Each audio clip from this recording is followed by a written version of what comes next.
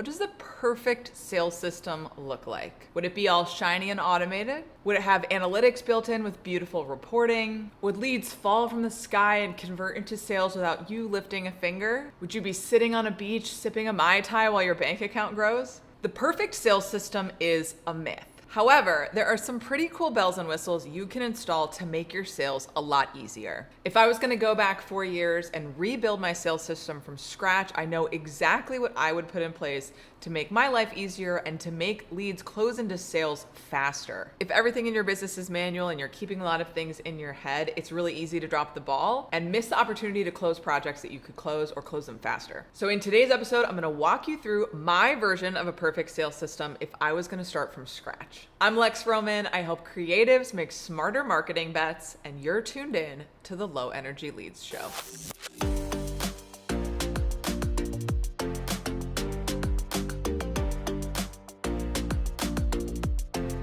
I want to start this episode with a little bit of a caveat.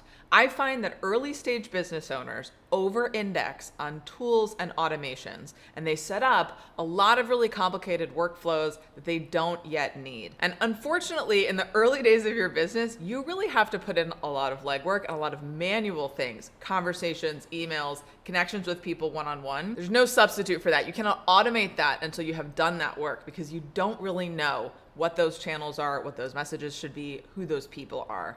And so there's a danger of over-automating too fast. I just want you to be aware of that as you go through this episode because there is a lot of automation in this episode, and it's really more appropriate for a business owner that's been around for at least a couple years, where you know your clients, you know what messages they need to hear, you know how projects run, and you want to remove some of the manual labor. It's time to automate some things, and you know exactly what those things are that you need to automate. Before we get into how I would set up the system, I want to run down the toolkit that I'm going to present in this episode. I've got 5 tools that I'm going to recommend, although they're all interchangeable and you can use whatever you prefer. Tool choice is so personal, and you should decide what's right for you and what's right for your budget. The 5 tools we're going to talk about in this perfect sales system are Google Workspace, MailerLite, Honeybook, Calendly, and Zoom.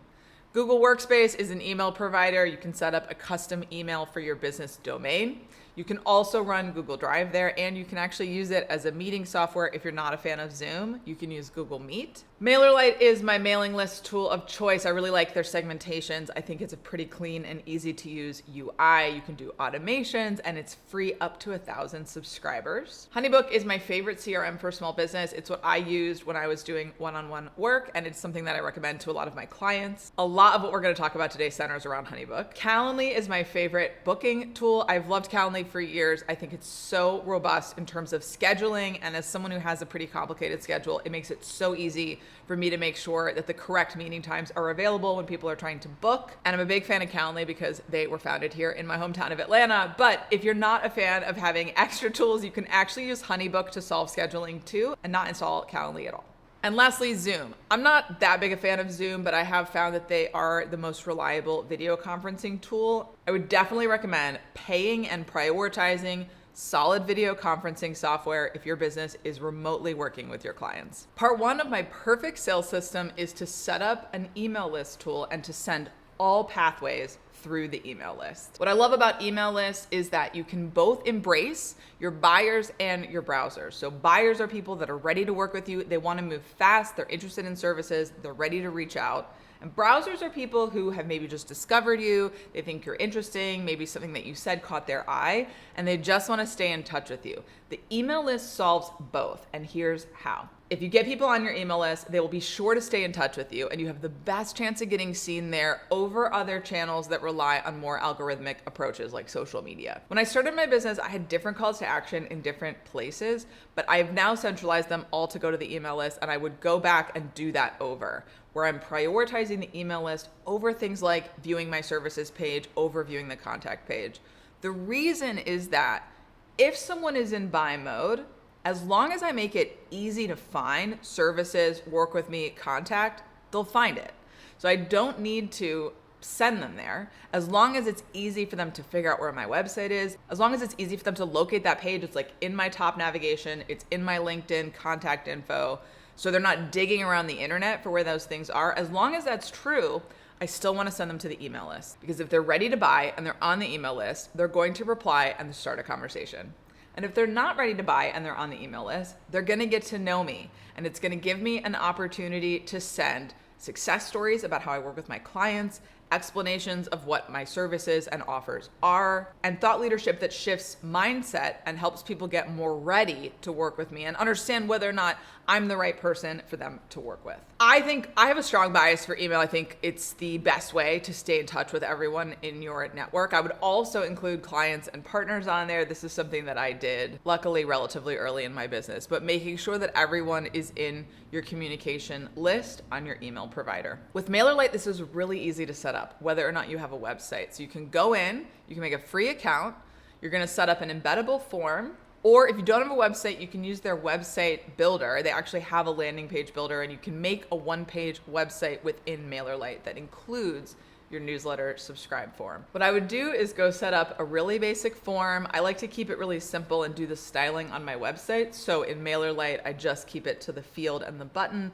and I add the message around why people should subscribe onto my website. Make an email list segment for your newsletter, and then make sure that all paths are leading to this form. So that means links in bio if you have social media profiles, on your website. If you're doing a podcast or YouTube like I am, you want to make sure that that path is really clear. And that way, no matter where people come into your business, they're going right into the email list. I've noticed that as I've corrected this now in my business, more people are getting on the email list. They're staying in touch with me longer. Whereas before, I was maybe prioritizing different calls to action. People forget about you right after they meet you. And so this strategy keeps more of those people in your orbit for longer. Part 2 is having a contact form that connects to a CRM. I ended up installing HoneyBook maybe a couple years into my business, and this is a tool that I wish I had discovered sooner, because I noticed that I was dropping the ball on leads. People would email me or they would submit the contact form on my website, and then if I sent them a note back and I didn't hear from them, I forgot to follow up with them.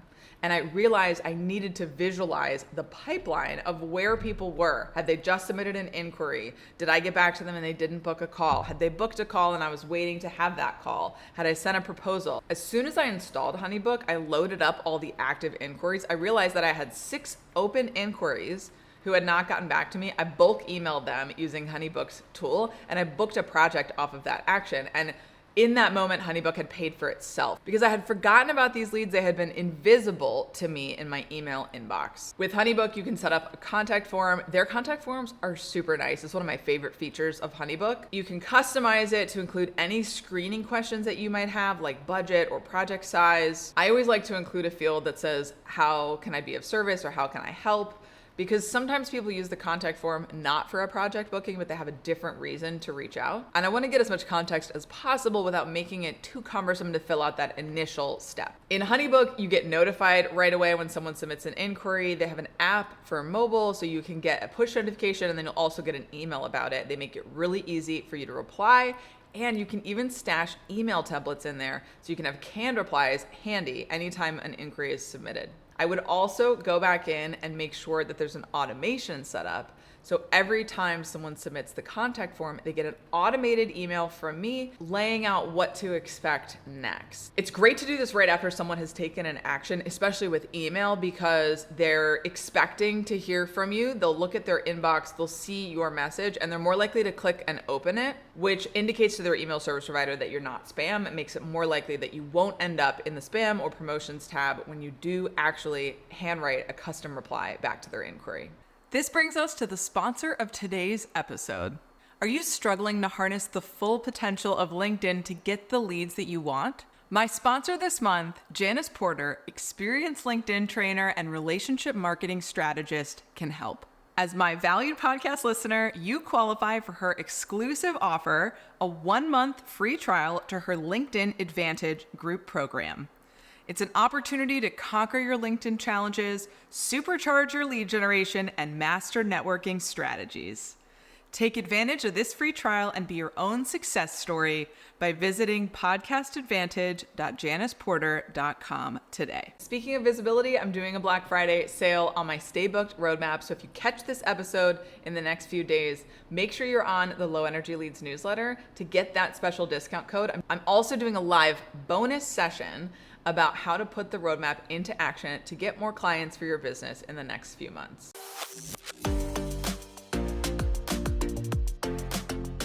Part 3 of my perfect sales system is to set up Calendly for appointment bookings. Calendly, again, hands down, is one of my favorite tools for appointment bookings because they have such sophisticated settings about when you're available, how much buffer time, how many times people can book that session. I've just never had issues where I had to reschedule a bunch of meetings, and that is why I love Calendly so much. As a side note, I will just say that HoneyBook does have a built-in scheduler that you can use. I've just found it's a little simplistic for what I've needed, and HoneyBook does integrate with Calendly still, so you can use Calendly and HoneyBook and it works out just fine. In Calendly, what I would set up is 5 different event types: a discovery call, a coffee chat, a kickoff, a wrap up, and a help desk. The first 2 call types, discovery call and coffee chat, are for those initial conversations. The difference between them is really about buyer intent. So a discovery call is more like, I'm ready to work with you on a project. A coffee chat is a little bit more, let's get to know each other.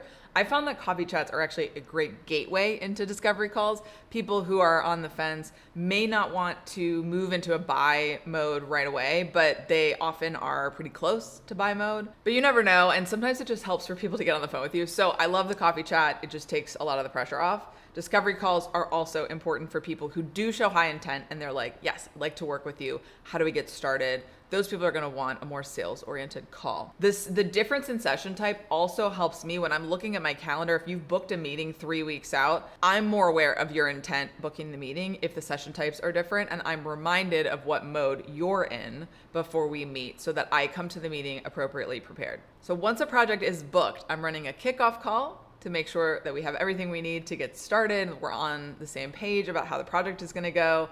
And I'm booking a wrap up so we know exactly when the project is ending and I can hand off anything that you need to have in your possession. Those 2 call types are very specific to my business. You're going to want to think about how you run projects and what makes sense for how you're going to lay this out in your business. I used to do 1-week marketing plans with a kickoff call on a Monday and a Friday wrap up call. When I was doing websites, I would do 1 or 2 week projects, and same thing. The call structure was always beginning and end. And then occasionally I like to do additional calls with clients. It kind of depends on the project, and that is what the help desk call type is for. Usually this is a discretionary event type. In my past business, I actually used to offer hourly help desk calls and people would just pay per call. What's great about Calendly in that case is that you can hook up Stripe and people can pay right in the event, so you don't have to do a whole proposal invoice flow for something that's like a low hundreds cost. I also would turn on Calendly's automations. I really like their automated reminders that the call is coming up. I like to add an additional one an hour before the call, which is not the default mode in Calendly.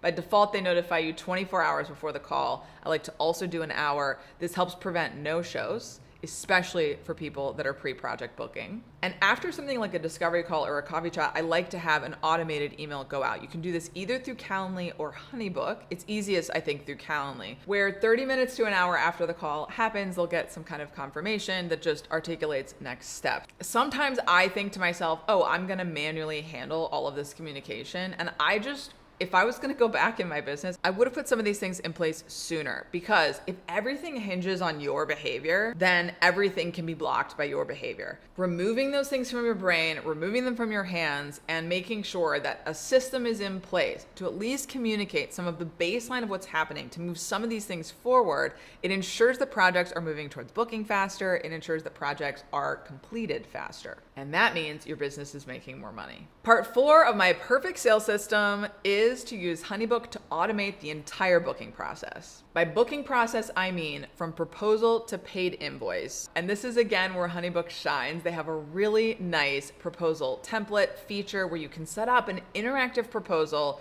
articulate everything that they're getting, and include links to pay for the project to start moving. I'm blown away, honestly, in 2023 that when I engage service providers, I still get contracts that I need to manually sign, invoices that I need to manually figure out how to pay for. To me, it's just like a no-brainer to make this a one-step process for you and your clients. It really does not cost a lot of money to do this, and it will save you so much time in chasing people down for signatures and deposits. In HoneyBook, this is called a smart file. So you set up your templates of how you like to do your packages, and then you can always customize them per client, add a little personalized note, or remove, add different things that they've bought in their package, and then load up the deposit that they need to pay. You can actually do a payment plan here and also keep their card on file and automatically bill them so you don't have to do manual invoicing. Again, a huge win for not having to chase down money. And then in my case, I always like to have them book that kickoff call right away. Because I don't use HoneyBook's scheduler, I've embedded a Calendly link here, and they'll open a window and they'll book their kickoff in Calendly. But this whole onboarding process from proposal to booking, it's all one flow. And it's a flow that I can set up one time, and then they can just run through it and show up on my calendar, and we're ready to go. And I don't have to be going back and forth with them. Oh, here's the contract, let me download it. Here's the invoice, here's how you pay it. I don't have to do any of that. All handled within HoneyBook. It's super clean. It makes me aware when someone's paid, they've booked their kickoff, and we're ready to go. Going back to what I was saying about not keeping everything in your head and not making everything hinge on your behavior, one of the things that I notice happens with projects, especially with some of my clients that are doing bigger ticket projects where there's more decision makers involved, is that a proposal can lag. You can have good speed from the discovery call into the proposal stage, and then between proposal and signing, it can be a while. And this is where HoneyBook can help, because you can set up an automation, a sequence of reminders to make sure that they know the proposal is still open, that they know where to find it, that they reach out with questions. And you can automate these things so you don't have to think about it. You don't have to think, oh, when was that proposal sent and should I follow up? You can just say, I want to make sure if I have a proposal out that I'm following up every 3 days or every 4 days or every 5 days. Because the longer you let those things sit, the more likely those projects are to not happen. So you want to make sure that you are not putting the burden on you every day to wake up and chase down proposals, that you are leveraging a system for that. One cool feature of HoneyBook is that if you're panicked about the idea of automated emails, as I will admit sometimes I am not the biggest fan of sending automated emails to clients who are paying me a lot of money, HoneyBook has a toggle where you can say, send to my approval. So it's automated, it's sending you what's gonna go out, but it's still asking for your approval. So you have an opportunity to personalize or cancel if it's not appropriate to send the reminder. One thing I did sort of late in my business when I was doing one-on-one was I set up both the onboarding and the offboarding in HoneyBook's automation. So this is something I would definitely have a look at if you've got a lot of things that people need to prepare and or if you have a lot of things that you're handing off. You can actually create the entire project timeline in a HoneyBook automation, and you can send notes to get your clients prepared for the project. For example, when I was doing web design, people had to create a whole content guide for me about what they would want on their website, and they had to prepare all their images, their brand assets, etc. So I had several emails that were going out before the kickoff to remind them that they needed to submit that content guide. And then after the project, I would make sure to set up what you want your offboarding sequence to be. So usually you're doing some kind of handoff in the wrap-up call, and you want to follow up to that to come via email. And then you're probably going to ask for testimonials. Maybe you're going to ask for case study participation. As for me, I've gotten really into offboarding lately, so I would definitely make sure to put this in my perfect sales system, prioritize which action I want people to take. That first email is going to be the handoff. The second email is probably going to be some feedback. The third email, maybe a testimonial. And that fourth email, booking a check-in so that we can reconnect.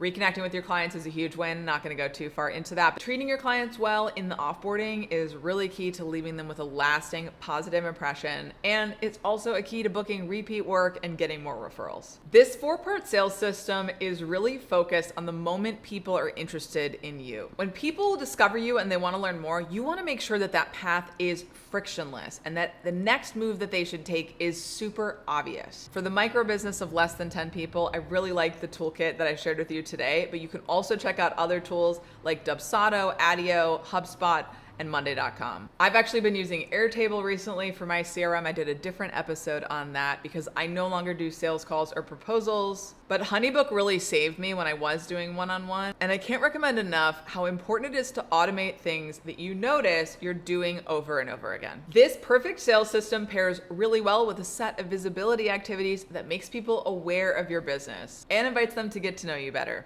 If you need ideas about what those visibility activities should be, check out the episode I did on 22 ways to get leads without social media. I break down 11 relational and 11 broadcast strategies that you can use to make sure your business is getting out there. It's one of my most popular episodes, so go check that out on the Low Energy Leads playlist.